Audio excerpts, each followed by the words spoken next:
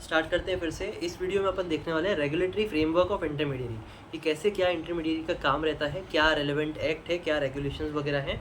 तो इस वीडियो में अपन क्या क्या समझने वाले हैं वो है मर्चेंट बैंकर के related, register and share transfer agents, banker to an issue, debenture trustee, stock broker, portfolio manager और कस्टोडियन एंड सिक्योरिटीज़ और investment advisors, research analyst, depository participant और क्रेडिट रेटिंग एजेंसी के बारे में समझेंगे कि क्या होता है। फॉरेन पोर्टफोलियो इन्वेस्टर भी है। ये सब के बारे में पढ़ेंगे कि क्या रेगुलेशंस हैं और कैसे क्या इन लोगों का पूरी तरीके से काम रहता है और क्या ये लोग करते हैं मेन। ठीक है, रोल्स एंड रिस्पॉन्सिबिलिटीज़ क्या है, ड्यूटीज़ क्या है, क्या रेलेवेंट रेगुलेशन है और क्या डेफिनेशन है, समझते हैं क्या बोला हुआ है। ठीक है, तो सबसे पहले अपन देख रहे हैं जो वो है मर्चेंट बैंकर, और एक इम्पॉर्टेंट आंसर है, मतलब ये सारी की सारी शॉर्ट नोट इम्पॉर्टेंट्स हैं, सेपरेटली भी पूछ सकते हैं, एज अ केस भी पूछ सकते हैं कि बताओ क्या अब आप मर्चेंट बैंकर हो, अब आपका क्या इसके ऊपर रोल रहेगा, क्या रिस्पॉन्सिबिलिटीज़ रहेंगी वो बताओ। ठीक है, तो स्टार्ट करते हैं। सबसे पहले देख रहे हैं मर्चेंट बैंकर, उसकी डेफिनेशन के साथ। डेफिनेशन है merchant banker means any person engaged in the business of issue management either by making arrangement regarding selling, buying or subscribing to securities or acting as manager, consultant, advisor or rendering corporate advisor service in relation to such issue management। जो merchant banker basically एक वो business model है जहाँ पे आप management issue करते हैं कि आप अपने किसी व्यक्ति का फंड मैनेज करेंगे। ठीक है, जैसे उसके लिए आप सेलिंग, बाइंग और सब्सक्राइबिंग टू सिक्योरिटीज़ में आप उसमें ट्रेड कर सकते हैं, सेलिंग बाइंग वगैरह कर सकते हैं। किसी के फंड को मैनेज, कंसल्ट और एडवाइस कर सकते हैं। Rendering a corporate advisor service के तौर पे आप अपनी सर्विस को दे सकते हैं, मैनेजमेंट सर्विस को दे सकते हैं। ठीक है, इसका जो रेलेवेंट रेगुलेशन है वो है सेबी मर्चेंट बैंकर रेगुलेशन 1992। ठीक है, तो सेबी एक्ट है 1992 का, और मर्चेंट बैंकर का एक्ट भी रेगुलेशन जो है वो भी 1992 की है। तो याद करने के लिए काफ़ी इजी है। मर्चेंट बैंकर एक इंपॉर्टेंट आंसर है, तो इसकी आप रेगुलेशन तो याद कर ही लेना। ठीक है, अब रोल्स एंड रिस्पॉन्सिबिलिटीज़ पे बात करते हैं कि रोल्स एंड रिस्पॉन्सिबिलिटीज़ क्या है मर्चेंट बैंकर की। It is necessary for the issuer to appoint a merchant banker. Issuer के लिए एक इंपॉर्टेंट चीज़ है कि इशू करना पड़ेगा आपको मर्चेंट बैंकर को, जो कि आपके फ़ंड को और ये सारी चीज़ों को मैनेज करेगा। अब उसकी रूल्स एंड रिस्पॉन्सिबिलिटीज़ क्या है। Managing of public issue of securities. ठीक है, पब्लिक इशू यानी कि FPO IPO जो आते हैं वो। Under writing connected with the aforesaid public issue management business. Under writing connected जो भी रहेगी, अंडर राइटिंग के रिलेटेड जो भी मैनेजमेंट रहेगा उसको क्या बोलते हैं, सही तरीके से देखना, उसको मैनेज करना, पब्लिक तक सही चीज़ पहुंच रही है नहीं पहुंच रही है, वो सब चीज़ों को देखने का काम रहेगा मर्चेंट बैंकर का। Managing, advising on international offering of debt equity, that is GDR, ADR, bonds and other instrument, private placement of securities, primary or satellite dealership of government securities। अब ये satellite dealership क्या होती है अपन को उसकी depth में नहीं जाना है, अब थोड़ा सिंपल से ही ध्यान रखना। प्राइमरी और satellite dealership of government securities, government securities के लिए कुछ टर्म यूज़ किया जाता है, सैटेलाइट डीलरशिप। अपन को उसकी डेप्थ में नहीं जाना है, आगे बढ़ते हैं। आगे है corporate advisory service related to security market including takeovers, acquisition and disinvestment. ठीक है, फिर stock broking, advisory service for projects, syndication of rupee term loan, that is loan offered by a group of lenders to a single borrower. ठीक है, मतलब group of bank मिलके एक व्यक्ति को, सिंगल व्यक्ति को देती हैं लोन, उसको बोला जाता है syndication of rupee term loan. International financial advisory service, ये सारे इसके रोल्स एंड रिस्पॉन्सिबिलिटीज़ हैं मैनेजमेंट बैंकर के, जो कि नेसेसरी है for an issuer to appoint a management banker, और वो ये सारी चीज़ों का ध्यान रखेगा।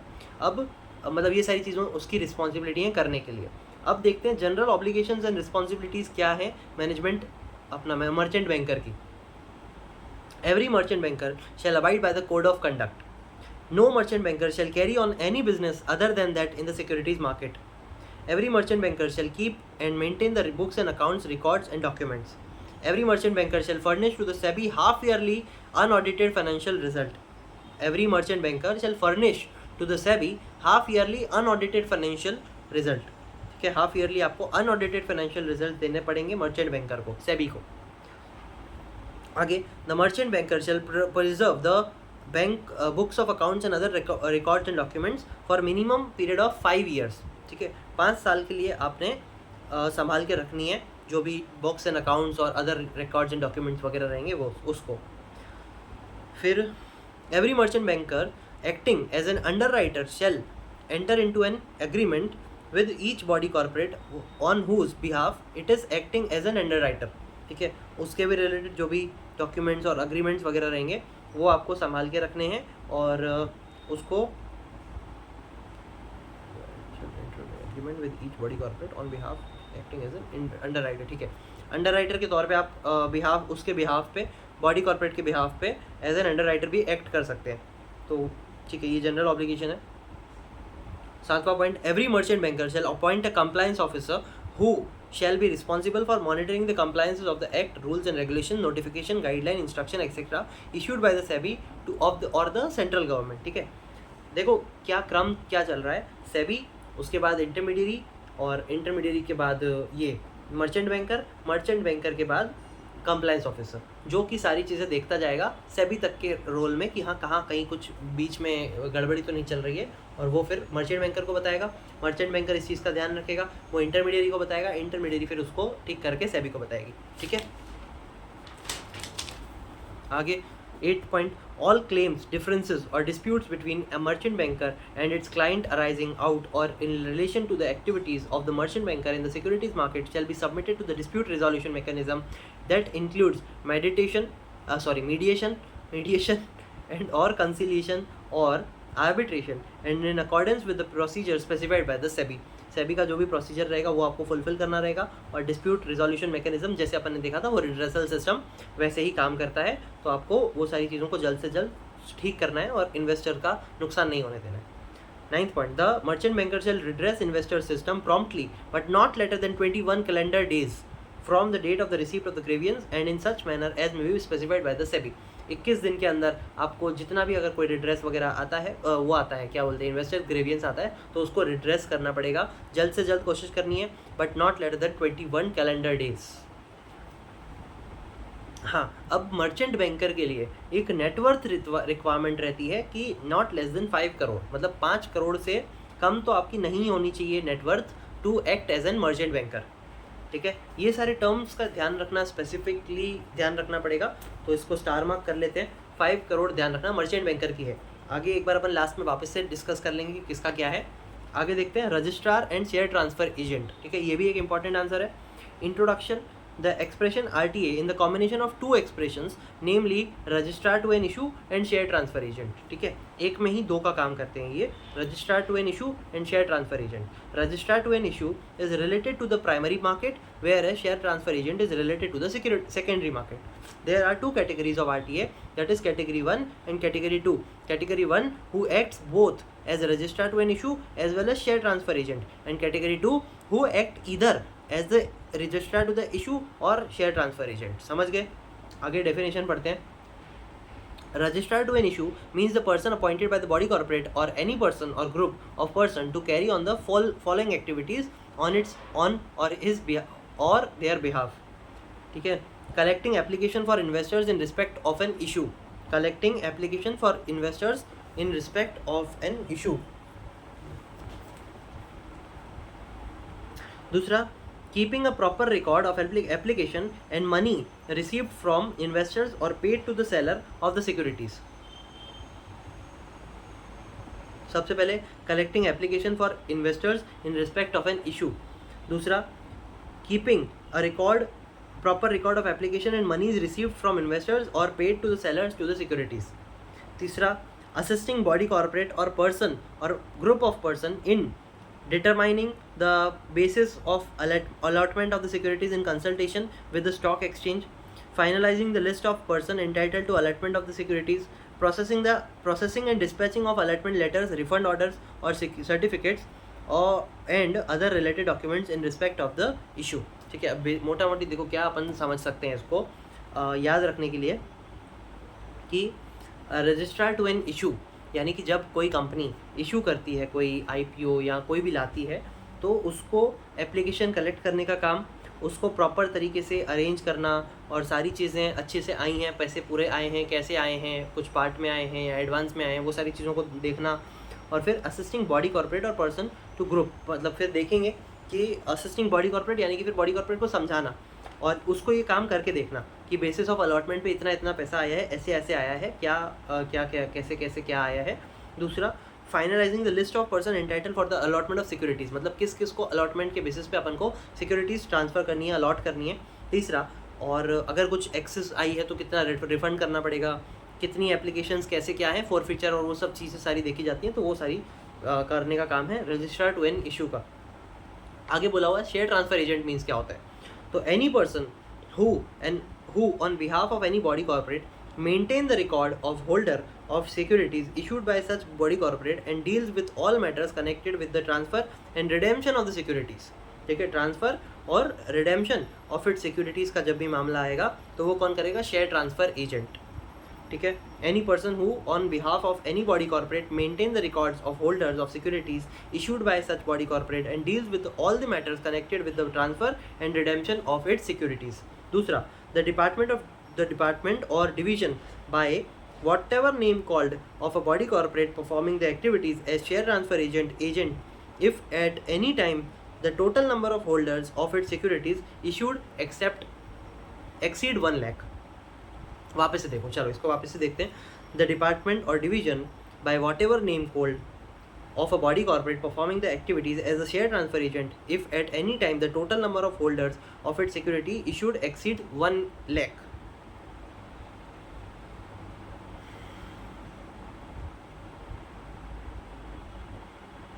ठीक है, अगर 1 लाख से ज़्यादा नंबर ऑफ होल्डर्स की सिक्योरिटीज जा रही है तो उसको डिपार्टमेंट के तौर पे और डिवीज़न कर सकते हैं, और यही बेसिकली ये बोला हुआ है कि शेयर ट्रांसफ़र एजेंट अपना ट्रांसफ़र और डिवीज़न कर सकता है।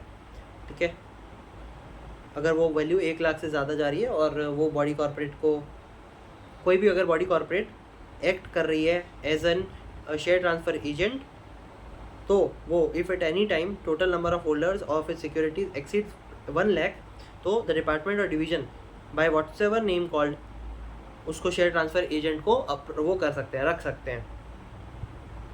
सेबी रेगुलेशंस क्या हैं इसकी, SEBI registrar to an issue and share transfer agent regulation है 1993। अब इसको भी आप बहुत अच्छे से याद रख सकते हैं। क्या बोलते हैं, मर्चेंट बैंकर का था 1992, उसके बाद अपन पढ़ रहे हैं RTA, तो उसका है 1993।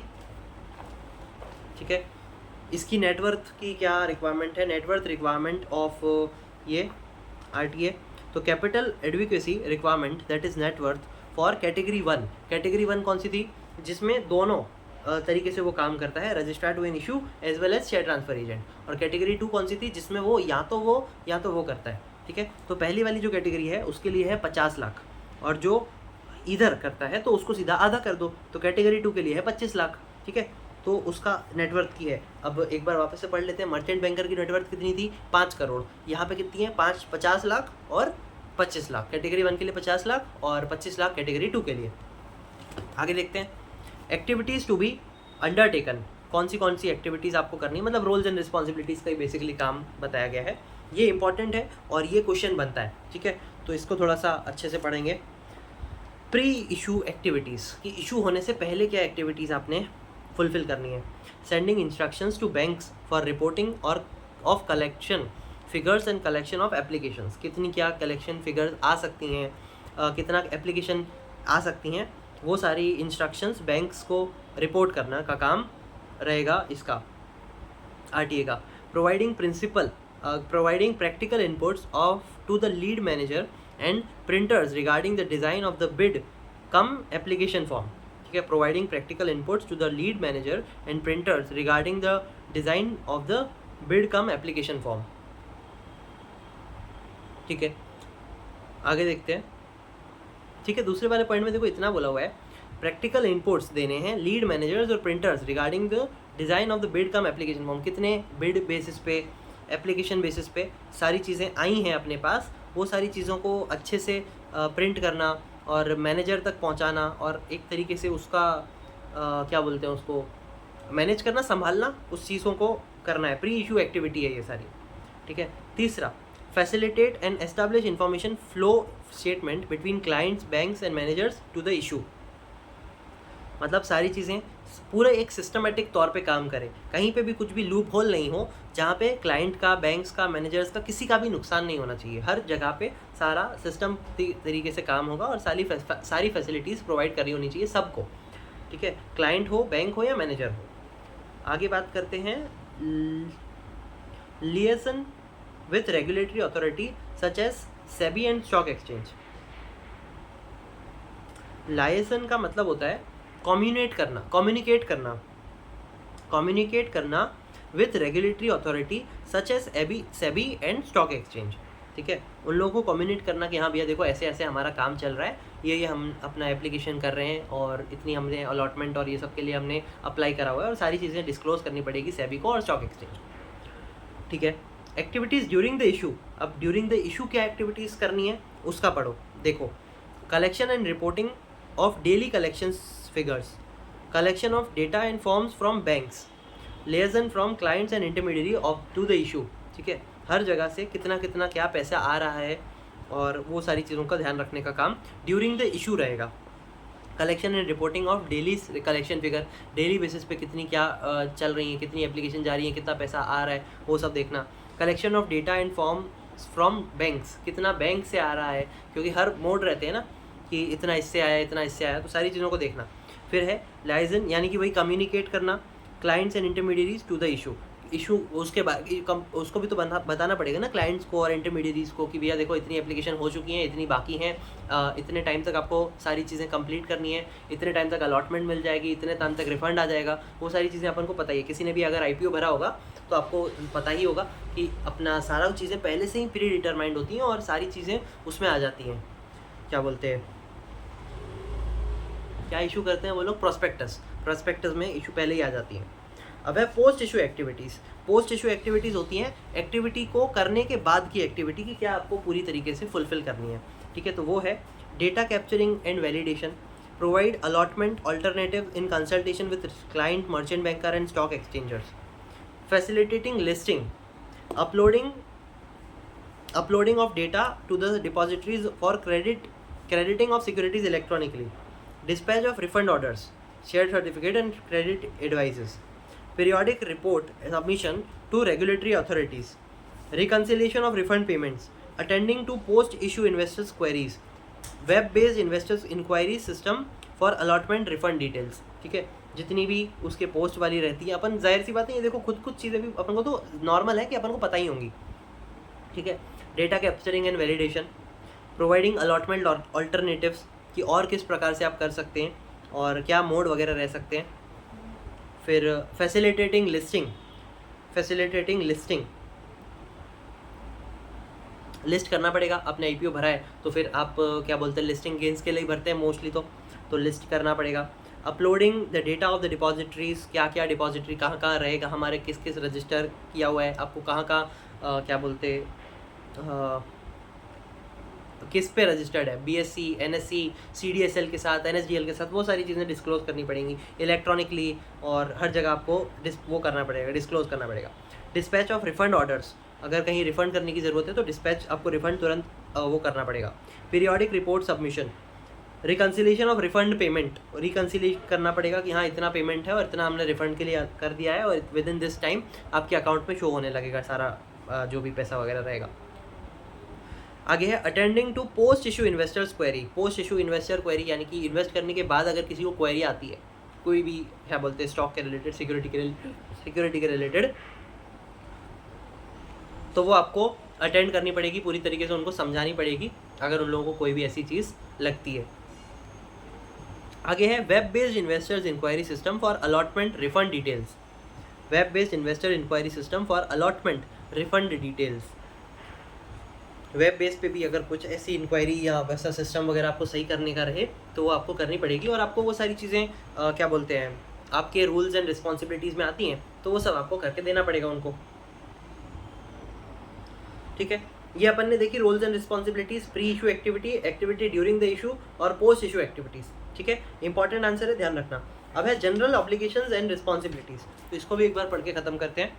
Every registrar to an issue and share transfer agent holding a certificate shall at all time abide by the code of conduct. Registrar to an issue shall not to act such registrar for any issue of securities in case it is associated of the body corporate issuing the securities. ठीक है, registrar के तौर पे उसको काम करना रहेगा body corporate के तौर पे, और कहीं भी कुछ अगर लोचा लपाटा होगा तो उसको सही करना रहेगा। और जनरल ऑब्लिगेशन ही हैं, एक बार पढ़ लेना, समझ में आ जाएगी। Every registrar to an issue and share transfer agent being a body corporate shall keep and maintain proper books and accounts and records. फिर सारे रिकॉर्ड्स आपको मिनिमम 3 साल तक के लिए संभाल के रखने हैं। देखो, the registrar to an issue और share transfer agent shall preserve the books and accounts and records और document maintain for a minimum of 3 years। Merchant banker वाले में भी ऐसा कुछ अपन ने पढ़ा था क्या?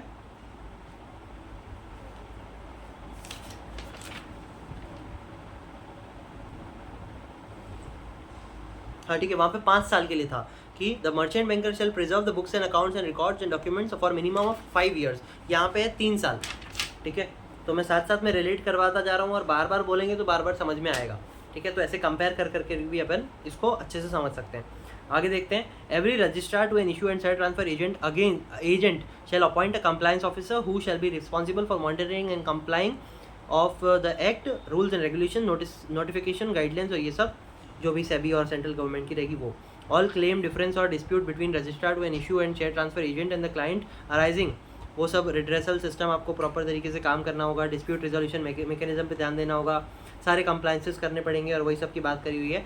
The registrar to an issue and share transfer agent shall redress investors grievance promptly but not later than 21 calendar years from the date of the receipt of the grievance and in such manner as may be specified in the SEBI। अब यहाँ पे ये याद रखने के लिए अच्छा है, मर्चेंट बैंकर में भी 21 दिन के अंदर आपको करके देना था और आरटीए में भी आपको 21 दिन के अंदर अपना रिड्रेस करके देना पड़ेगा कोई भी इन्वेस्टर्स ग्रीवियंस वगैरह रहेगा तो।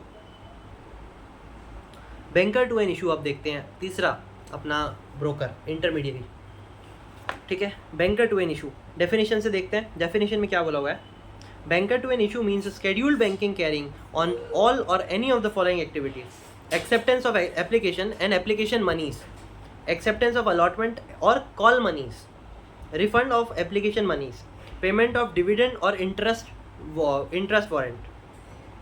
ठीक है, बैंकर टू एन इशू क्या करता है? एक तरीके से वो scheduled bank carrying on all or any of the following activities: acceptance of application and application monies, acceptance of allotment and call monies, refund of application monies और payment of dividend और interest warrant. Simple. आगे देखते हैं। Banker to an issue as the name suggest carry out all the activities of ensuring that the funds are collected and transfer to the escrow account. Escrow account अपन इसको और detail में समझेंगे, किसी एक चैप्टर में आने वाली है ये चीज़।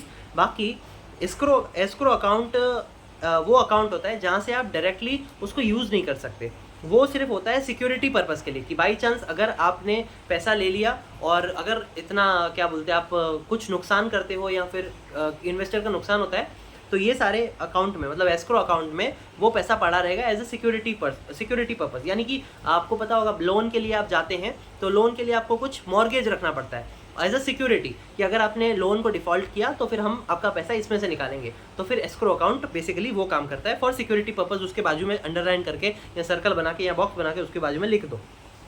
ठीक है, आगे देखते हैं। वाइल वन और more banks any may function as banker to the issue as well as collection banks other may do not the limited work for of collecting the application for securities along with the remittance in their numerous branches in different centres. ठीक है, आगे बढ़ते हैं। The banks are expected to furnish prompt information यानी कि immediate information, ठीक है, जल्द से जल्द, and record to the company and to the lead managers for monitoring and progressing the issue work. ठीक है,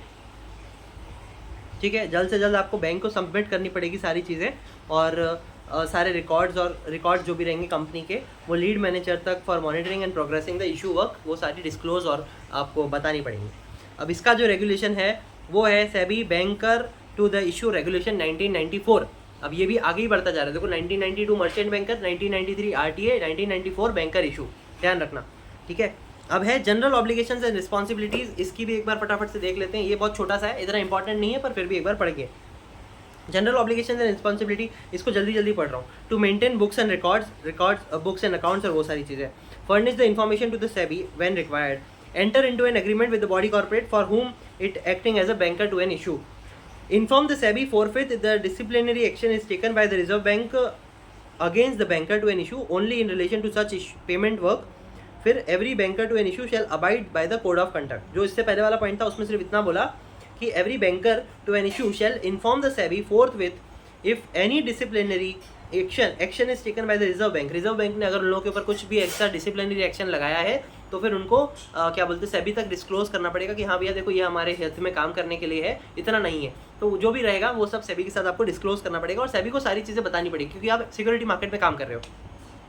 ठीक है, जितना भी रिलेटेड टू पेमेंट वर्क या कोई भी ऐसी चीज़ रहे जो सेबी को पता होनी चाहिए तो वो आपको बतानी पड़ेगी. और इसी के साथ अपना ये नहीं है 2 पॉइंट और है. Every banker to an issue shall appoint a compliance officer who shall be responsible for monitoring the compliances of the act, rules, regulation, वो सारी चीज़ें. फिर redress investment system promptly but not later than 21 calendar days. ठीक है, बहुत easy. सब में अपन ने जितना भी पढ़ा आपको जल्द से जल्द करना है पर 21 दिन से ज़्यादा नहीं कर सकते. अब अपन देखेंगे डिबेंचर ट्रस्टी और ये वाला भी एक अच्छा आंसर है. तो अपन देखते हैं डिबेंचर ट्रस्टी क्या होता है. सबसे पहले देखते हैं डेफिनेशन के साथ. Debenture trustee means a trustee of a trust deed for securing any issue of debentures of a body corporate. ठीक है, हर क्या बोलते हैं कोई अगर ट्रस्ट डीड होती है तो उसका एक ट्रस्टी होता है. ठीक है, जो कि क्या करता है. डिबेंचर ट्रस्टी क्या है. Means a trustee of a trust deed for securing any issue of debenture of a body corporate, जो कि सिक्योर करेगा कि हाँ भैया क्या बोलते हैं इसमें कुछ लोचा नहीं होगा. और ट्रस्टी है, ट्रस्ट डीड के बेसिस पे हो रही है सारी चीज़ें और डिबेंचर हमने जो इशू किए हैं वो उसके बेसिस पे रहेगा. इसका जो रेगुलेशन है वो है SEBI debenture trustee regulation 1993. SEBI debenture trustee regulation 1993. अब इसको देखो आप कैसे याद रखोगे.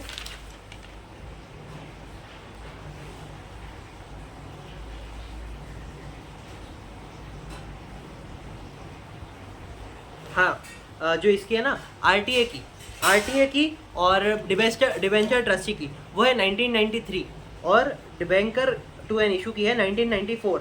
ठीक है, तो अपन डिबेंचर ट्रस्टी को पहले ले सकते हैं, इसको बाद में ले सकते हैं. ठीक है, तो आप डिबेंचर ट्रस्टी के देखेंगे रोल्स एंड रिस्पॉन्सिबिलिटीज़ और ड्यूटीज़ क्या क्या बोलती है. तो स्टार्ट करते हैं roles and responsibilities of debenture trustee. तो सबसे पहला है call for periodical reports from the body corporate that is issuer for debenture. ठीक है, पहला है call for periodical report from the body corporate that is issuer of debenture. Take possession of trust property in accordance with the provision of the trust deed. Enforce security in the interest of debenture holder.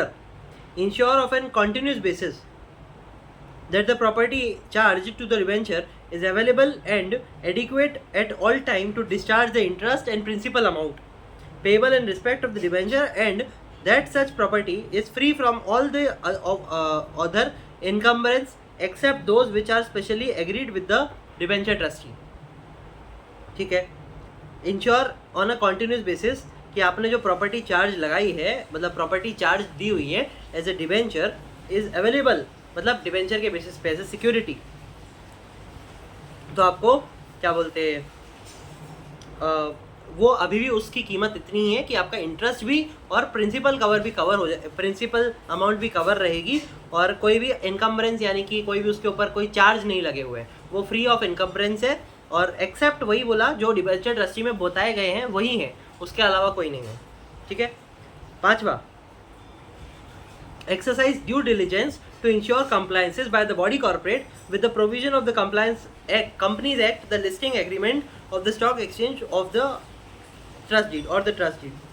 छठा to take appropriate measures for protecting the interest of the debenture holder as soon as any breach of the trust deed और law come to his notice. Protecting the interest की बात करी हुई है मेन. सातवां to ascertain that the debenture have been converted और redeemed in accordance with the provision and condition under which they are offered to the debenture holder. किस condition के ऊपर डिबेंचर इशू किया गया था या दिया गया था डिबेंचर होल्डर को, वो कन्वर्ट हो सकता है, रिडीम हो सकता है, ये सारी चीज़ें उनको बतानी रहेगी और क्या कंडीशंस और क्या प्रोविजंस है वो सारी चीज़ें डिस्क्लोज करनी पड़ेंगी और अगर वो होती हैं तो वो आपको करके भी देनी पड़ेंगी. सारी आवाज़ें आज ही आनी है. Inform the SEBI immediately of any breach of trust deed or provision of any law. Informing the SEBI immediately of any breach of trust deed or provision of any law. ठीक है, अगर कोई ब्रीच भी होता है तो वो सारी चीज़ें आपको सेबी को इमीडिएटली इन्फॉर्म करनी पड़ेंगी. कोई भी अगर ट्रस्ट डीड में कुछ ब्रीच होती है या फिर कोई भी प्रोविजंस ऑफ एनी लॉ कहीं पे भी ब्रीच होता है तो सेबी को आपको इन्फॉर्म करना पड़ेगा immediately. 9th point, appoint a nominee director on the board of the body corporate when required. ठीक है, नॉमिनी डायरेक्टर भी आपको अपॉइंट करवाना है for on the board of the body corporate. ठीक है, देखो रोल्स एंड रिस्पॉन्सिबिलिटी मैं एक बार वापस से पढ़ रहा हूँ डिबेंचर ट्रस्टी के शॉर्ट में. Call for periodical report, take possession of trust property, enforce security in the interest of debenture holder, ensure on a continuous basis, interest और प्रिंसिपल की बात करी थी अपन ने, free from all other encumbrance, exercise due diligence, protecting the interest of the debenture holder, फिर ascertain that the debenture have been converted or redeemed in accordance with the provision and condition, inform the SEBI immediately of any breach of trust deed और appoint a nominee director on the board of the body corporate when required. ठीक है, अभी अपन को 9 दिए हुए हैं तो 9 में से आप 6, 7, 8 भी ध्यान रखोगे तो चलेगा, मतलब 6, 7 भी ध्यान रखोगे तो चलेगा. ठीक है, इतना लिख लिया. उसके बाद अपन लिखेंगे ड्यूटीज में क्या बोला हुआ है देखो. Duties of the debenture trustee are satisfied itself that the prospectus or letter of offer does not contains any matter which is inconsistent with the terms of the issue of debenture or with the trust deed. ठीक है, satisfied itself that the prospectus or letter of offer does not contain any matter which is inconsistent with the terms of the issue of debenture or with the trust deed. उसके कुछ भी खिलाफ में नहीं है, सारी चीज़ें प्रॉपरली प्रोस्पेक्टस के बेसिस पे करी गई हैं, जितनी भी ट्रस्ट डीड में बोली गई हैं वो सारी चीज़ों का पालन हो रहा है. ये काम करवाने की ड्यूटी रहेगी अपना इसकी डिबेंचर ट्रस्टी की. satisfied itself that the convenient of the trust deed are not prejudicial to the interest of debenture holder, यानी कि किसी के खिलाफ में नहीं है, सारी चीज़ें लॉ के तरीके से हो रही हैं और सारी चीज़ें लीगली हो रही हैं. तीसरा, call for periodical status performance report from the issuer company with in 7 days of the relevant board meeting or within 45 days of the respective quarter whichever is earlier. जो भी जल्दी रहेगा. देखो बोर्ड मीटिंग के 7 दिन के अंदर अंदर, यानी कि call for periodical performance report from the issuer company with in 7 days of the relevant board meeting, यानी कि बोर्ड मीटिंग होने से पहले 7 दिन के अंदर परफॉर्मेंस रिपोर्ट तैयार होनी चाहिए. और अगर क्वार्टरली बेसिस पे हो रहा है तो 45 दिन के अंदर आपको करनी पड़ेगी वो, whichever is earlier basis पे है. आगे देखते हैं. चौथा point, communicate promptly to the debenture holder defaults if any with regard of payment of interest or redemption of debenture and action taken by the trustees therefore. Communicate promptly to the debenture holder default. अगर debenture holder के कुछ default वगैरह भी हैं तो वो भी trustee को और सारी चीज़ें डिस्क्लोज करनी पड़ेगी आपस में भी, रिडेम्पशन ऑफ डिबेंचर्स और वो सारी चीज़ों के रिलेटेड, पेमेंट ऑफ इंटरेस्ट वगैरह के रिलेटेड.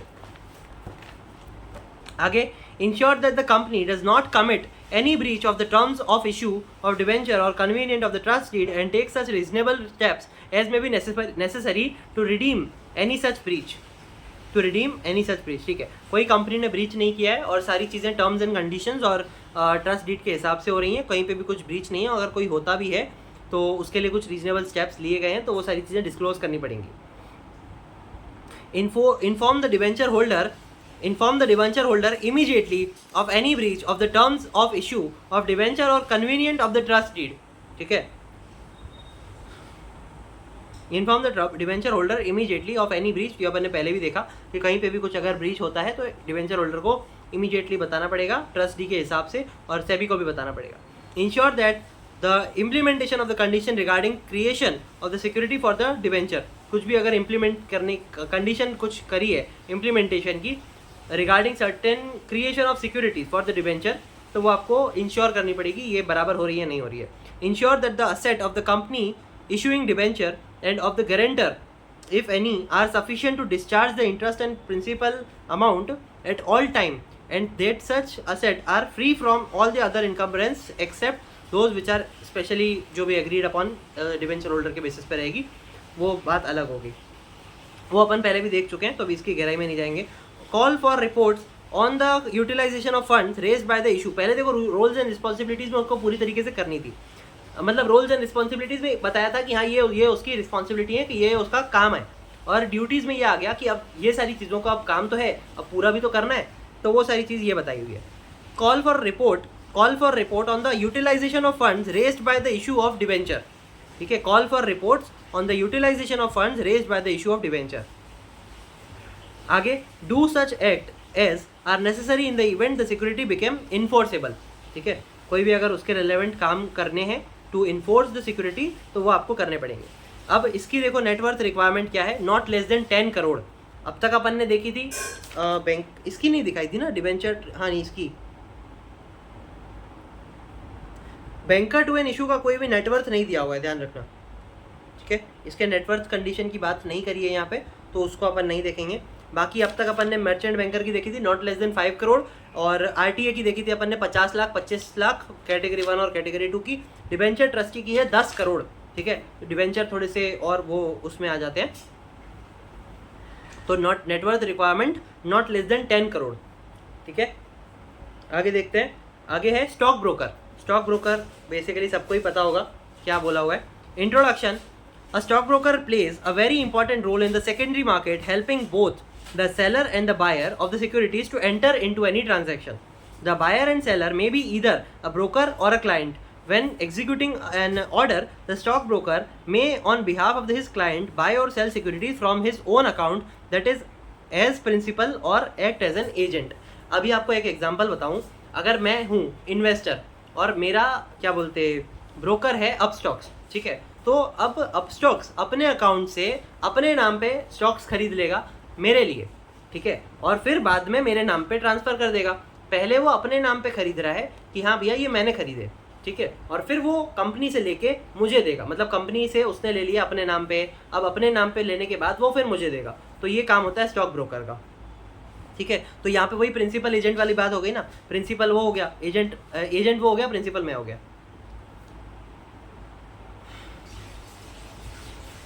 नहीं, प्रिंसिपल वो हुआ, एजेंट में हुआ, ठीक है, वो छोड़ो, कोई अपने वो नहीं करना। आगे देखो, while buying and selling of securities as a principal, the stockbroker has to obtain the consent of his client and the price charged should be fair and justified by the condition of the market. सारी चीज़ें disclose करनी पड़ेगी। अगर तुमने मेरे behalf पे लिया है तो अब मेरे को भी तो बताओगे ना कि हाँ कितने रुपए में लिया है, कितनी क्वांटिटी में लिया है, तो वो सारी चीज़ें डिस्क्लोज करनी पड़ेंगी। और मतलब वो डिस्क्लोज करने का बोल रहे हैं, बाकी मेरे ही हाथ में है कि मैं कितनी ले सकता हूँ, किस चार्ज पे ले सकता हूँ। तो वो भी लगता है, अपना स्टॉप लॉस लगा सकते हो आप कि हाँ भैया इतनी प्राइस पे आपने खरीद लेने हैं, इतनी प्राइस पे बेच देना है, तो वो सारी चीज़ें रहती हैं। आजकल तो मतलब सब डिमेटेरियलाइज हो गया, तो सब ऑटोमेटिकली हो जाता है। डेफिनेशन क्या है स्टॉक ब्रोकर की? Means a person having trading rights in any recognised stock exchange and include a trading member. ठीक है, वो ट्रेडिंग अपने नाम पे भी कर सकता है और अलग से भी कर सकता है। रिकॉग्नाइज्ड स्टॉक एक्सचेंज में क्या बोलते हैं, रजिस्टर्ड होता है, ट्रेडिंग राइट्स उसके पास रहते हैं, और एज अ स्टॉक ब्रोकर उसको रजिस्टर करवाना पड़ता है। सेबी रेगुलेशन इसकी है, सेबी रेगुलेशन है, SEBI stock broker regulation 1992। Again याद करना बहुत अच्छे से। सेबी ये भी देखो, स्टॉक ब्रोकर भी कौन सा आया, मर्चेंट बैंकर जैसा आया। स्टॉक ब्रोकर मर्चेंट बैंकर की रेगुलेशन है 1992, सेबी का एक्ट भी है 1992, तो याद करने के लिए काफ़ी सिंपल है। अब कुछ जनरल ऑब्लिगेशंस एंड रिस्पॉन्सिबिलिटीज दी हुई है ऑफ द स्टॉक ब्रोकर्स, तो पढ़ते हैं। Every stockbroker shall keep and maintain the proper books and accounts record and documents. Preserve the books and accounts and other required documents for minimum period of 5 years. ठीक है, 5 साल के लिए merchant banker भी कर रहा था और 5 साल के लिए अपना ये भी कर रहा है। कौन? Stock broker. रेगुलेशन भी सेम है, ठीक है। Every stock broker shall appoint a compliance officer who shall be responsible for monitoring all the compliance of the act and regulations वगैरह वगैरह। Every stockbroker acting as an underwriter shall not derive any direct or indirect benefit from underwriting the issue other than the commission or brokerage। मतलब ऐसा बोला कि अगर stock broker ने underwriter यानी कि अपने हक में अपने क्या बोलते हैं दूसरे के बिहाफ पे अपने पास रखे हुए हैं, तो वो कोई उसके ऊपर बेनिफिट नहीं ले सकता, ठीक है। उसको सिर्फ उसके ऊपर कमीशन और ब्रोकरेज चार्ज कर सकता है।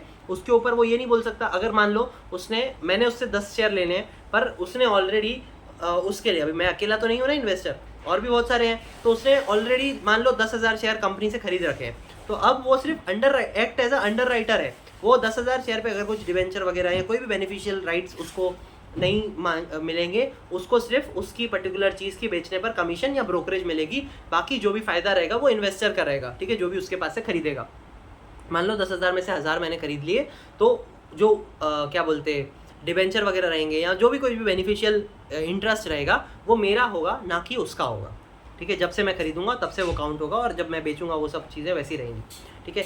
नेटवर्थ रिक्वायरमेंट क्या है इसकी? The stock broker shall have net worth and shall deposit with the stock exchange such sum as may be specified by the SEBI stock exchange from time to time, ठीक है। यहाँ पे स्पेसिफाई नहीं किया हुआ है, ओपन एंडेड ये रख दिया कि स्टॉक एक्सचेंज जैसा बोलेगा समय समय पे, या सेबी या स्टॉक एक्सचेंज, तो वो उसके आधार पे नेटवर्क की रिक्वायरमेंट इसकी वैसी रहेगी, कुछ स्पेसिफाई यहाँ पे अपन को नहीं किया है। आगे देखते हैं, ठीक है यार, अभी भी काफ़ी है, मेरे को लग रहा तो हो जाएंगे जल्दी से, ठीक है। आगे देखते हैं portfolio manager, meaning and definition क्या है पोर्टफोलियो की? Portfolio means the total holding of the securities belonging to a person. Thus, portfolio manager means a person who holds the total holding of the security belonging to a person. He studied the market and adjusts the investment mix for his client on a continuous basis to ensure safety of investment and reasonable return therefrom, ठीक है। वही जो अपन ने बात करी, portfolio manager आपको generally पता ही होगा, आपका एक पोर्टफोलियो रहता है जहाँ पे आपकी सारी होल्डिंग रहेंगी कि आपने इतना इतना पैसा इतना डाइवर्सिफिकेशन किया हुआ है, और उसको मैनेज करने का काम करता है पोर्टफोलियो मैनेजर, जहाँ पे वो ये देखेगा कि कहाँ मेरे को पैसा अच्छे से लगाना है, कहाँ बेचना है, कहाँ और लगाने की ज़रूरत है, कहाँ स्टॉक नीचे आ रहा है, कहाँ ऊपर जा रहा है, तो वो सारी चीज़ें, मैक्सिमम रिटर्न देना इन्वेस्टमेंट के ऊपर और कम से कम रिस्क लेना, वो कौन करेगा? Portfolio manager. The portfolio manager charges a fee from the client for rendering portfolio management service and such fee shall be independent of the return, ठीक है। यहाँ पे मतलब इंडिपेंडेंट ऑफ द रिटर्न बोला हुआ है कि मतलब परसेंटेज में नहीं मिल सकता, ठीक है। उसको चार्जेबल फी कर सकता है वो, पर परसेंटेज में नहीं मांग सकता कि भैया मैंने तुमको जो इतना कमा के दिया उसके ऊपर आधा %, 1%, 0.1%, कुछ ऐसे पॉइंट की में लोगों की रहती है, तो परसेंटेज के ऊपर नहीं कमा सकता वो बोल सकता है कि भैया देखो इतना मैंने आपको दिया, तो अब मेरी 50,000 फीस है, 10,000 फीस है, या जितना भी वो चार्ज करने के लिए बोले, तो वो सब उसी बेसिस पे ही रहता है। और पोर्टफोलियो मैनेजर जनरली वही देखते हैं कि हाँ भैया इतनी मैं फीस चार्ज कर रहा हूँ, तो इतने तरीके से कर रहा हूँ, ठीक है। वो फिर उनका मैटर है। आगे देखते हैं, portfolio manager means any person who pursuant to contract और arrangement within the client advice और डायरेक्ट और undertakes on behalf of the client the management और administration of a portfolio of securities और the fund of client as the case may be. There are two types of portfolio manager: discretionary portfolio manager, non-discretionary portfolio manager. Discretionary portfolio manager, he manages the funds of the client independently and with full discretion in accordance with the needs of the client, ठीक है। Independently ये सारी चीज़ें कर रहा है और full discretion in accordance with the needs of the client, यानी कि क्लाइंट के बेसिस पे कर रहा है, पर इंडिपेंडेंटली खुद से कर रहा है। अब नॉन डिस्क्रिशन में क्या बोला? He manages the fund of his client without discretion and in accordance with the instruction of the direction and direction of the client, मतलब जैसे जैसे क्लाइंट बोलेगा वैसे वैसे वो करेगा। और क्या बोलते हैं, इंडिपेंडेंटली, यानी कि वो खुद के बेसिस पे कर सकता है कि कहाँ मैंने लगाना है, कहाँ मैंने नहीं लगाना है, कहाँ मैंने बेचना है, कहाँ मैंने खरीदना है। डिस्क्रिशन पोर्टफोलियो मैनेजर मतलब वो कि इंडिपेंडेंटली कर रहा है, और नॉन डिस्क्रिशनरी वाला वो जो क्लाइंट के डायरेक्शन और इंस्ट्रक्शन के ऊपर चल रहा है कि तू भैया सिर्फ मेरे बिहाफ पे पैसा लगा बेच, बाकी जो भी मेरे को करना रहेगा, जो भी मेरे को जहाँ लगाना रहेगा वो मैं करूँगा, ठीक है। इसकी देखो सेबी रेगुलेशन है, सेबी पोर्टफोलियो मैनेजर रेगुलेशन 2020, ये सबसे नई दिखी मेरे को सेबी रेगुलेशंस जो इसमें है, पोर्टफोलियो मैनेजर रेगुलेशन 2020, ठीक है। General obligation and responsibility, code of conduct को बराबर रखना, enter into an agreement in writing, और discretionary portfolio manager shall individually और इंडिपेंडेंटली, नॉन डिस्क्रिशनरी और वो वाला जो अपन ने चीज़ पढ़ी वही वाली, वो आपको सारी चीज़ें बतानी पड़ेंगी कि हाँ देखो आपकी अभी ये है या ये है। Portfolio manager shall manage the fund in accordance with the direction of the client, ठीक है। नॉन डिस्क्रिशनरी वैसा, नॉन डिस्क्रिशनरी रहेगा तो वैसा, डिस्क्रिशनरी पोर्टफोलियो रहेगा तो वैसा, ठीक है। तो वो जनरल ऑब्लिगेशंस और रिस्पॉन्सिबिलिटीज़ में आएगी।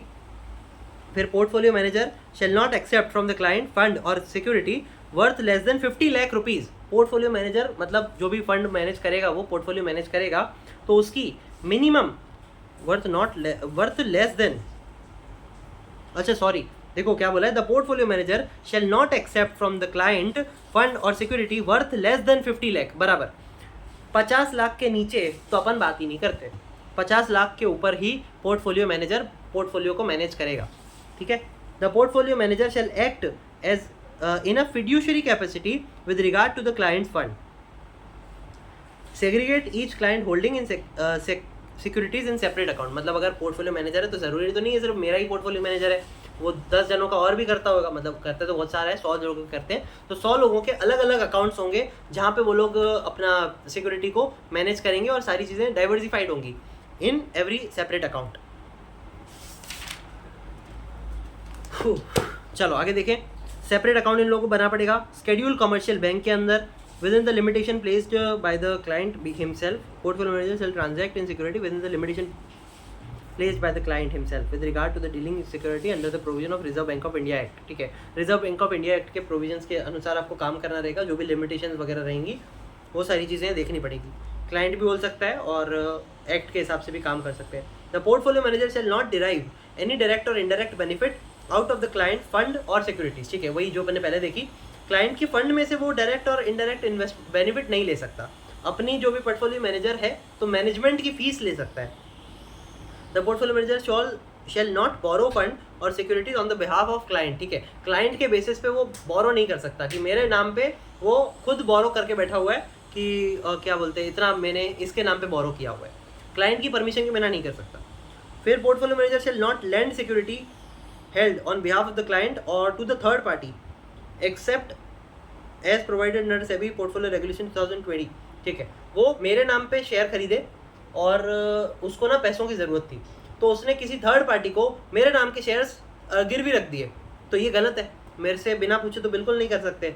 और क्या बोलते हैं सेबी पोर्टफोलियो मैनेजमेंट रेगुलेशन 2020 के तहत अगर कुछ ऐसा करना भी रहा तो फिर एक्ट के हिसाब से, रेगुलेशन के हिसाब से कर सकते हो, पर with the consent of the SEBI and वो अपना क्लाइंट. ठीक है, मेन तो पैसा उसी का ही है ना. The portfolio manager shall ensure that any of the entity involve in the distribution of the service in carrying of the distribution activity in compliance with this regulation और सर्कुलर के हिसाब से काम करना पड़ेगा जो भी टाइम टू टाइम बताया जाएगा.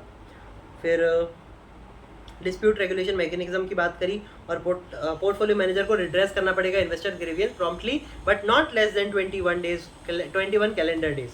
ठीक है, नेटवर्थ रिक्वायरमेंट क्या है इसकी भी वही है 5 crore rupees.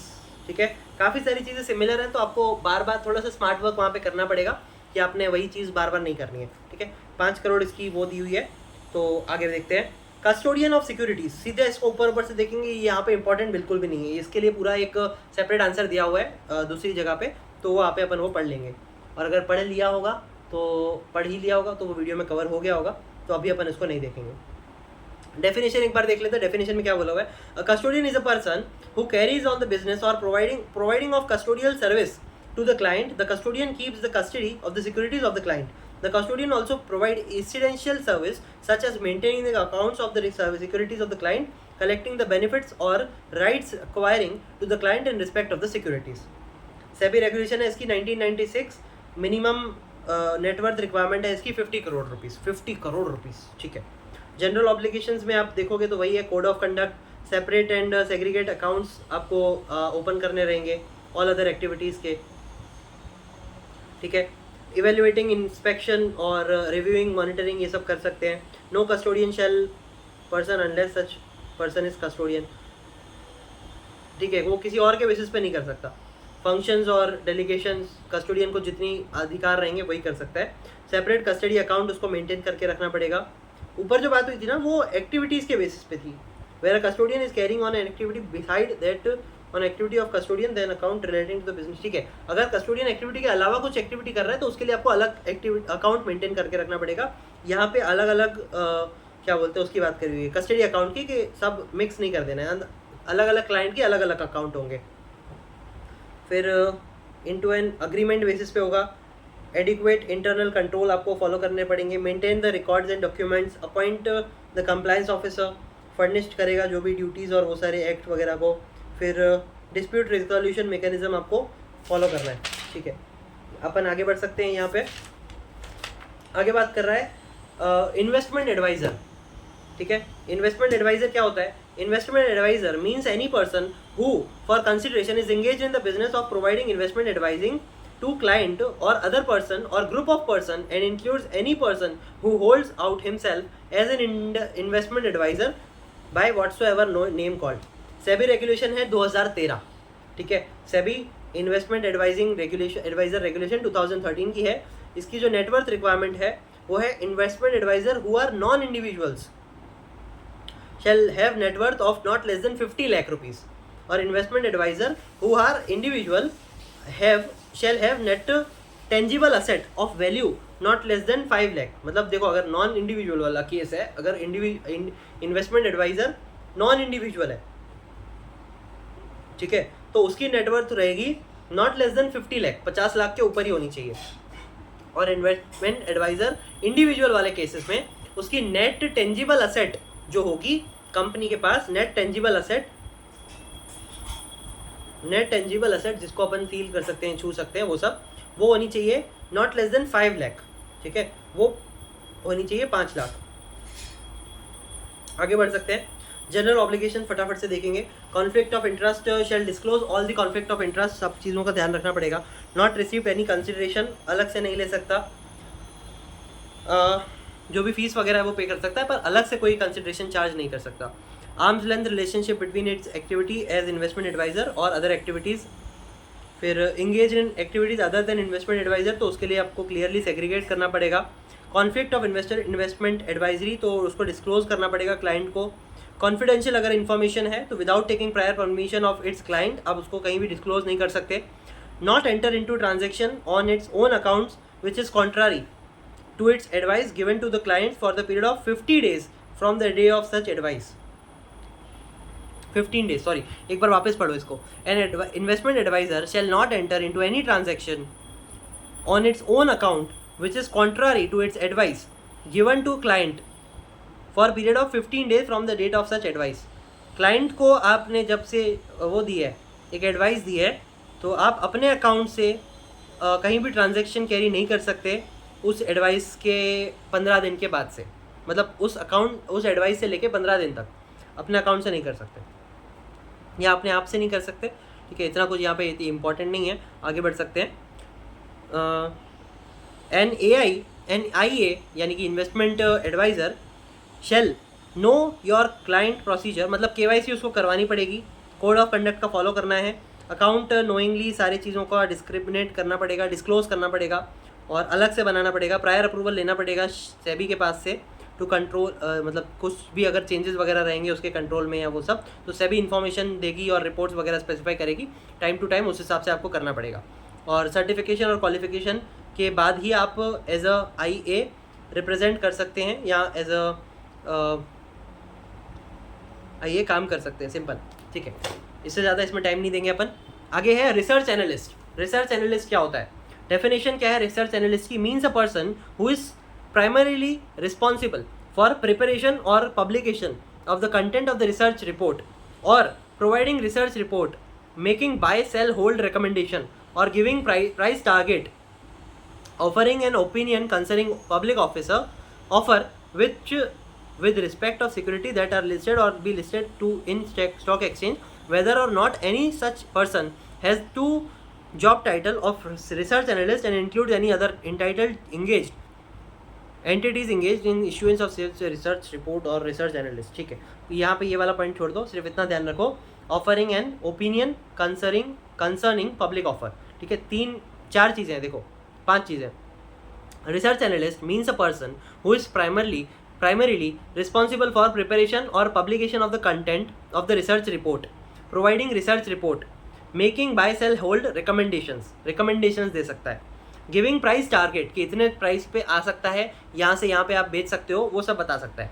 Offering an opinion concerning public offer, ठीक है, वो एक ओपिनियन दे सकता है, ऐसा नहीं कि तुम्हें ये करना ही करना है, ठीक है। रिसर्च एनालिस्ट आपको सिर्फ एक एनालिसिस करके दे देगा और उस हिसाब पे आपको काम करना है नहीं करना वो आपका मैटर है, ठीक है। बाकी क्या बोलते हैं वो सिर्फ आपको बता के रख देगा, ठीक है। सेबी रेगुलेशन है, SEBI regulation research and analyst regulation 2014 की, ठीक है। इससे पहले जो अपन ने देखी थी वो थी 2013 जो थी इन्वेस्टमेंट एडवाइजर की, और रहे रिसर्च एनालिस्ट वो है 2014, ठीक है। SEBI research analyst regulation 2014। Net worth requirement है बॉडी कॉर्पोरेट और लिमिटेड लायबिलिटी पार्टनरशिप फर्म के लिए नॉट लेस देन 25 लाख, और अगर कोई इंडिविजुअल और पार्टनरशिप फर्म है तो shall have net tangible asset of value not less then 1 lakh rupees, ठीक है। इससे पहले भी जो अपन ने देखी वो ऐसी थी, बाइफर्टिफिकेट ऐसे ही किया हुआ था, नेटवर्थ 50 लाख अगर नॉन इंडिविजुअल वाला केस है, और अगर इंडिविजुअल वाला केस है तो नेट टेंजिबल असेट होनी थी 5 लाख रुपए, not less then 5 lakh rupees, मतलब हाँ 5 लाख रुपए से ऊपर, ठीक है। इन्वेस्टमेंट एडवाइजर वाले केसेस में और रिसर्च एनालिस्ट वाले केस में अगर बॉडी कॉर्पोरेट या फिर LLP है तो फिर 25 लाख तक का आपका क्या बोलते वो होना चाहिए, नेटवर्थ होना चाहिए। और अगर इंडिविजुअल और पार्टनरशिप फर्म वाला केस है तो नेट टेंजिबल असेट आपकी होनी चाहिए 1 लाख रुपए तक की, 1 लाख रुपए से ऊपर तक की। जनरल ऑब्लिगेशंस क्या है, तो रिसर्च एनालिस्ट और research entity shall maintain arm length relationship between the research activity and other activity. Analyst or research entity shall abide by the code of conduct. Control of the research analyst of research entity वो लोग ले सकते हैं prior approval of the SEBI. Furnish to the SEBI information and reports time to time basis पे आपको बताएगी SEBI, उस हिसाब से आपको पालन करना पड़ेगा. Entity to ensure that its employees or partners as may be applicable comply with the certification and the qualification. जो भी मतलब एम्प्लॉयमेंट्स वगैरह जो भी रहेगी, एम्प्लॉयज़ वगैरह रहेंगी तो उन लोगों को भी क्वालिफाइड एम्प्लॉयज़ आपके हो सकते हैं, ऐसा नहीं कि किसी को भी आपने रिसर्च एनालिस्ट घोषित कर दिया, ठीक है। आगे, it shall be responsibility of the research analyst और research entity to ensure that it employees or partners comply with the certification, ठीक है, वही बात कर दी। फिर रिसर्च एनालिस्ट और research entity shall maintain the following records, ठीक है। रिसर्च एनालिस्ट और research entity shall maintain the following records, जो कि research report duly signed at dated, research recommendation provided, rational for arriving at research recommendation, और record of public appearance. ये सारी चीज़ों का आपको हिसाब मेंटेन करके रखना पड़ेगा, ठीक है। All record shall be maintain either in physical or electronic form and preserve for minimum period of 5 years, ठीक है। क्या क्या है एक बार वापस देखते हैं। Research report duly signed and dated, research recommendation provided, rational for arriving at research recommendation, rationals यानी कि जो भी आपने डेटा एनालिसिस या फिर कोई भी फॉर्मुलेशन वगैरह किए होंगे, कुछ रेशियो वगैरह डिसाइड किया होंगे रिकमेंडेशन देने के लिए, तो वो सबको भी आपको संभाल के रखना पड़ेगा।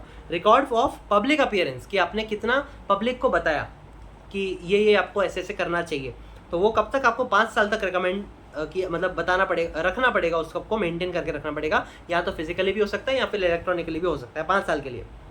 फिर रिसर्च एनालिस्ट और research entity shall conduct annual audit in respect of compliances with their regulation from a member of ICAI और ICSI, ठीक है। CA भी कर सकता है और CS भी कर सकता है ऑडिट किसी भी रिसर्च एंटिटी या फिर रिसर्च एनालिस्ट कंपनी को।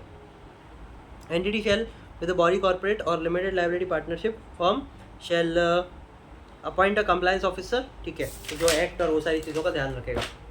ऑल क्लेम्स और वो सारी चीज़ें स्पेसिफाइड बाय द SEBI, किसी का नुकसान नहीं होना चाहिए और वही सारी बात करी हुई है, वही है, ठीक है। प्रॉम्प्टली उसको सारी चीज़ें रिसर्च एनालिस्ट को डिस्प्यूट रेजोल्यूशन मैकेनिज्म रखना है, और research analyst shall redress the investors grievance promptly और but not less than 21 calendar days, ठीक है।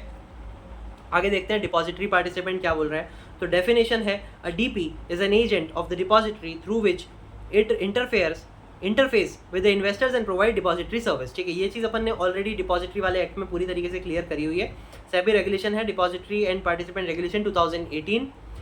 रोल्स एंड रिस्पॉन्सिबिलिटीज़ में सिर्फ वही है अपना, the depository participant is described as an agent law of the depository. They are all the intermediary between the depository and the investors. They execute pledge request of market transfers or market transfer request to the investors who hold share in demat form. Further, in transmission request of the investors shall also be handled demat remat के through कर सकते हैं। Request also handled in consultation of RTI और SGA, ठीक है। और net worth requirement है इन case of non banking finance company, मतलब जो भी NBFC वाला केस है तो वो नेटवर्थ है उसका not less than 50 lakh rupees, ठीक है। और in case of registrar to an issue और शेयर ट्रांसफर वाले केसेस में मिनिमम नेटवर्थ होना चाहिए उसका 10 करोड़ रुपए, ठीक है। अगर NBFC है तो फिर 50 लाख रुपए से ज़्यादा होना चाहिए, और अगर RTA है मतलब share registrar to an issue और शेयर ट्रांसफर एजेंट वाला केस है तो नेटवर्थ होनी चाहिए मिनिमम 10 करोड़ से ऊपर तक की चलेगी, 10 करोड़ से ऊपर ही होनी चाहिए बेसिकली, ठीक है। डिपॉजिटरी पार्टिसिपेंट अपन ने ऑलरेडी बहुत अच्छे से पढ़ा हुआ है, तो उसकी भी आप वीडियो देख सकते हो, अभी रिसेंटली वापस भी अपलोड करी गई थी, तो वो भी आप देख सकते हो, ठीक है। अब सिर्फ अपने दो बचे हैं, एक बचा है फॉरेन पोर्टफोलियो इन्वेस्टर जो कि यहाँ पे इंपॉर्टेंट नहीं है, और एक है क्रेडिट रेटिंग एजेंसी। अगले अपन 10-15 मिनट में उसको भी ख़त्म कर देंगे और इसी के साथ अपना ये पूरा चैप्टर कवर हो जाएगा। ठीक है, देखते हैं क्रेडिट रेटिंग एजेंसी क्या होता है। सबसे पहले अपने इसकी डेफिनेशन के साथ ही क्लियर करते हैं। Credit rating agency means a body corporate which is engaged in or processed to be engaged in the business of rating of securities offered by way of public of right issues। ठीक है, credit rating agency simply किसी भी एक body corporate है which is engaged in a process to be engaged in the business of rating of securities. ठीक है, offered by way of public और right issues. ठीक है, वो किसी भी सिक्योरिटीज़ को रेट करती हैं कि इस कंपनी की इतनी रेटिंग है, इतने आप शेयर्स इसके क्या बोलते हैं वैल्यू रखते हैं, और वो सारी रेटिंग जनरल बेसिस पे क्रेडिट रेटिंग एजेंसी सिर्फ रेट करती है कि हाँ इसकी रेटिंग अच्छी है, आप इसके ऊपर अपना पैसा लगा सकते हो। SEBI regulations, SEBI credit rating agency है 1999 की। ठीक है, तो अब ये सबसे पुरानी है, नहीं 1992 थी अपनी सबसे पुरानी, हाँ तो ये है 1999 credit rating agency regulation 1999। Importance of credit rating agency क्या है? Credit rating is extremely important as it not only plays a role in investors' protection but also benefits industry as a whole in terms of direct mobilization of saving from individuals. Rating also provides a marketing tool to the company and its investment bankers in placing companies' debt obligation with an investors base that is aware of and comfortable with the level of risk। ठीक है, यहाँ पे काफ़ी कंपनियां ना खुद से ही अपनी रेटिंग बता देती हैं क्रेडिट रेटिंग एजेंसी को हायर करके कि देखो भैया हमारे शेयर्स और हमारी कंपनी की रेटिंग इतनी है और आप बिंदास हमारे कंपनी में पैसा लगा सकते हो। लेवल ऑफ रिस्क बता देता है, कंफर्टेबल हो जाते हैं कोई भी इन्वेस्टर्स कि हाँ भैया इतनी अच्छी रेटिंग। अपन देखो जोमेटो से वगैरह से यहाँ खाना भी ऑर्डर करते हैं तो अपन रेटिंग देखते हैं कि इसकी प्रॉपर मतलब पर्टिकुलर रेस्टोरेंट की कितनी रेटिंग है। ठीक है, और उस रेटिंग के बेसिस पे अपन खाना मंगवाते हैं कि हाँ भैया इतनी रेटिंग है, 4 से ऊपर है, 4.5 है, 4.3 है, तो फिर इसका खाना अच्छा ही होगा। तो वैसे ही credit rating agency share market के अंदर काम करती है कि हाँ भैया इस कंपनी की इतनी रेटिंग है तो इसका शेयर अच्छा ही है, आज नहीं तो कल ये दौड़ेगा। ठीक है, तो उस बेसिस पे ये काम करता है। Rating also encourages discipline amongst corporate borrowers to improve their financial structures, जाहिर सी बात है, and operating risk to obtain a better rating for their debt obligations and thereby lower the cost of borrowing। ठीक है, अब ये चीज़ ना एक discipline maintain करने में भी होती है कि हाँ भैया देखो हमारी इतनी रेटिंग है और इतने से इतने समय के अंदर हमने अपनी रेटिंग बढ़ाई, हमने इतना काम किया, और वो सारी चीज़ें फिर ओवरऑल कंपनी को फ़ायदा देती है। ठीक है, इसकी जो नेटवर्थ रिक्वायरमेंट है वो है a minimum net worth of 25 crore. ठीक है, मिनिमम रिक्वायरमेंट है नेटवर्थ की, नॉट क्या बोलते हैं, नेटवर्थ की रिक्वायरमेंट है मिनिमम 25 करोड़। 25 करोड़ तो होनी ही चाहिए to act as an credit rating agency. ठीक है, credit rating agency in India कौन सी हैं प्रसिद्ध दी हुई हैं? There are 6 credit rating agency registered in India.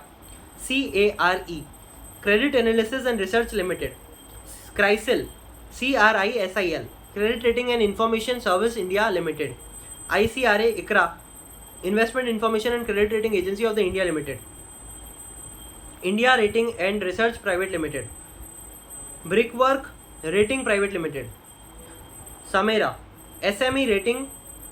ठीक है, SME स्मॉल मीडियम एंटरप्राइजेज जो होती हैं, SME rating agency of India limited. ठीक है, ये कुछ प्रसिद्ध और registered in India credit rating agency हैं।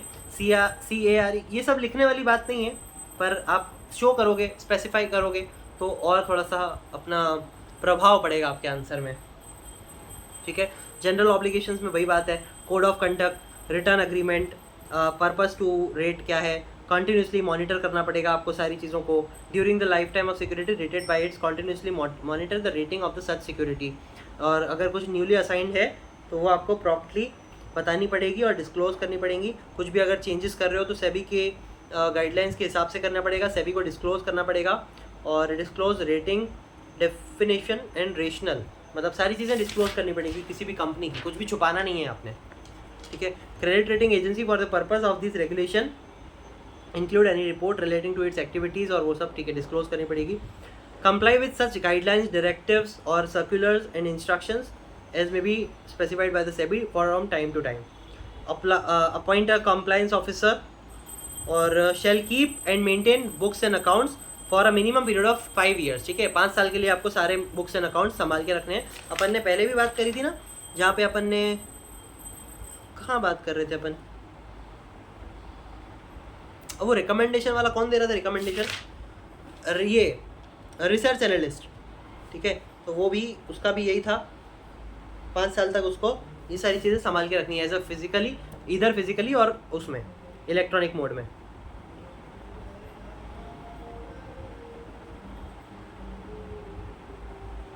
All claim difference or dispute credit rating agency and its client arising out of the rating in relation to the activities of the credit rating agency securities market में आपको submit करनी है।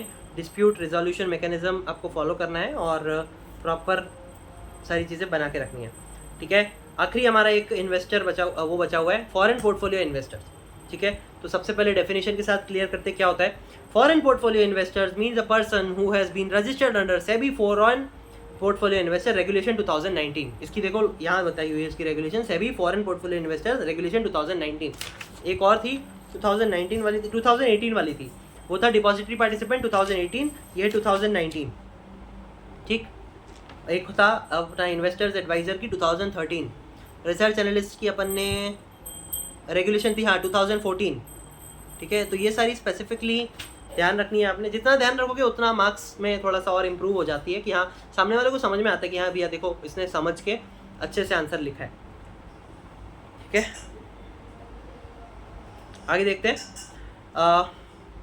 Foreign portfolio investors की regulation है 2019 की, and shall be deemed to be in the intermediary in terms of the provision of SEBI Act 1992 for grant of certificate of foreign portfolio investor and application to be made in designated depository participant DDP in the form specified by the government or SEBI along with the fee specified in the part A of the second schedule. In addition of these provision, the application now has to be made in the manner specified by the government or SEBI and along with any document in the manner specified by SEBI. ठीक है, इसकी अपन ने regulation देख ली, 2019 की है, वापस से दी हुई है। जनरल ऑब्लिगेशन एंड उसमें रिस्पॉन्सिबिलिटीज़ में क्या बोला हुआ है, तो comply with the provisions, regulations का सारा आपको पालन करना है। पोर्टफोलियो इन्वेस्टर जो रहेगा वो as soon as possible but not later than 7 working days inform the board and designated depository participant in writing if any information and particulars previously submitted to the board or designated depository participant are found to be false or misleading in any material respect.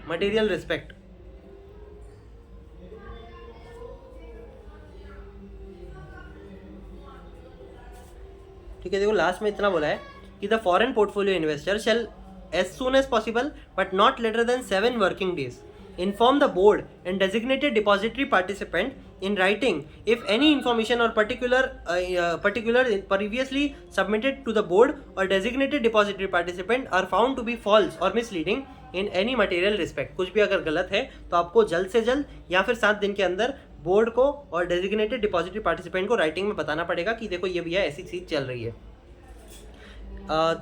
तीसरा point, as soon as possible but not less than 7 working days inform the board and designated depository participant in writing if there is a material information including direct or indirect change in the structure. ठीक है, अगर कुछ आपके structure में changes वगैरह भी कर रहे हो आप तो फिर बोर्ड को और डिपॉजिटरी पार्टिसिपेंट को जल्द से जल्द या फिर 7 दिन के अंदर आपको बताना पड़ेगा, डिस्क्लोज करना पड़ेगा कि क्या चेंज आप कर रहे हो, पहले क्या थे अब क्या हो।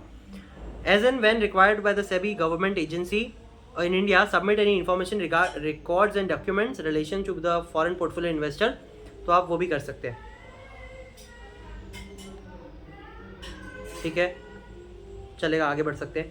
ऑब्टेन अ PAN परमानेंट अकाउंट नंबर जो होता है अपना पैन कार्ड का फ्रॉम इनकम टैक्स डिपार्टमेंट, उसको लेना पड़ेगा। Obtain a pan number from the income tax department in relation to its activity of foreign portfolio investors at all times subject itself to the extent Indian law rules regulations guidelines, ये सारी चीज़ों का आपको पालन करना है।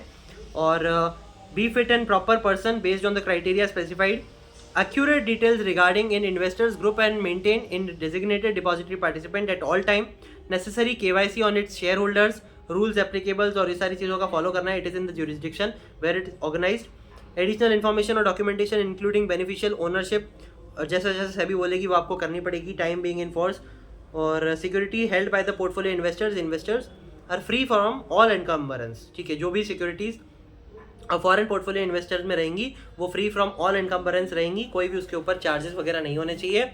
और इसी के साथ अपने सारे के सारे ये ख़त्म होते हैं। अब एक बार फटाफट से, ठीक है, अपने पास टाइम है अभी अच्छा, मतलब 4 मिनट है, 4 मिनट में अपन सारे के सारे एक बार फटाफट से गो थ्रू करेंगे। मर्चेंट बैंकर अपन ने देखा, जिसकी रेगुलेशन थी 1992। ठीक है, कुछ रूल्स एंड रिस्पॉन्सिबिलिटीज दी हुई थी, ऑब्लिगेशंस दिया हुआ था, नेटवर्थ की थी नॉट लेस देन 5 करोड़। फिर था registrar and share transfer agent, जिसमें रेगुलेशन थी अपनी 1993 की, और कैटेगरी 1 मतलब जो उसका क्राइटेरिया था, कहाँ गया नेटवर्क का क्राइटेरिया, कहाँ गया, हाँ ये रहा। नेटवर्क क्राइटेरिया है कैटेगरी 1 के लिए 50 लाख, कैटेगरी 2 के लिए है 25 लाख। कैटेगरी 1 थी बोथ और कैटेगरी 2 थी ईदर वाली। ठीक है, फिर कुछ अपन ने एक्टिविटीज़ देखी थी, pre issue activity, activity during the issue, post issue, general obligations वगैरह देखी। और सब में यही था कॉमन कि 21 दिन के अंदर आपको सारी चीज़ें कंप्लीट करके देनी पड़ेगी। बैंकर टू एन इशू की अपन ने रेगुलेशंस देखी थी, वो थी 1994 की, और इसमें वो नेटवर्थ स्पेसिफाई नहीं किया हुआ था। और आगे बढ़ते हैं डिबेंचर ट्रस्टी। डिबेंचर ट्रस्टी की रेगुलेशन थी 1993, और कुछ रोल्स एंड रिस्पॉन्सिबिलिटी देखी, ड्यूटीज़ देखी, और नेटवर्थ की है इसकी not less than 10 crore rupees. Stock broker के बारे में अपन ने पढ़ा, रेगुलेशन है 1992 की, और 5 साल तक आपने रिकॉर्ड्स वगैरह मेंटेन करके रखने हैं। नेटवर्थ की रिक्वायरमेंट थी, ठीक है, जो सेबी स्पेसिफाई करेगी वैसे।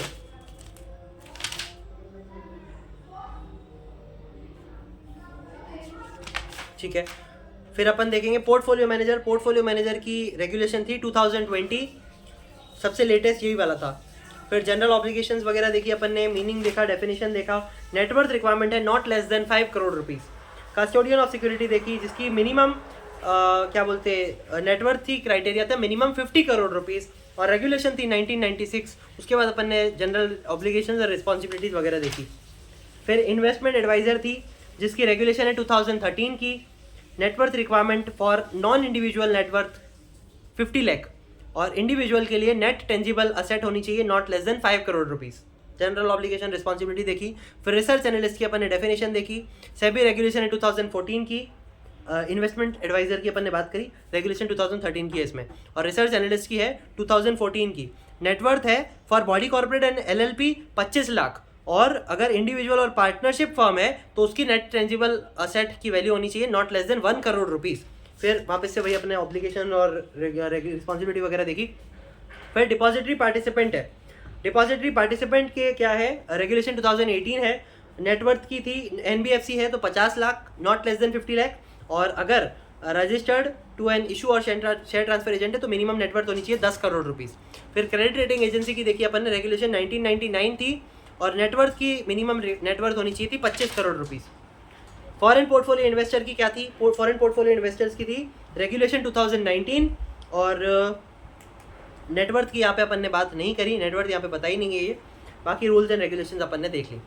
और इसी के साथ अपना ये पूरा ब्लॉग ख़त्म होता है इसका, और सिक्योरिटी मार्केट इंटरमीडिएट अपन ने पूरी तरीके से कवर कर लिया 2 पार्ट में। इस वीडियो में सिर्फ अपना वही था, पर्टिकुलर इंटरमीडिएट्स के बारे में डिटेल में अपन ने वो देखा, और पहले अपन ने सारी चीज़ें जो इन डेप्थ बताई गई थी, इंट्रोडक्शन, वो सब अपन ने क्लियर कर लिया। अब अपन जो देखने वाले हैं वो अगली वीडियो होगी उसकी इंटरनेशनल फाइनेंस IFSC है। ठीक है, थैंक यू।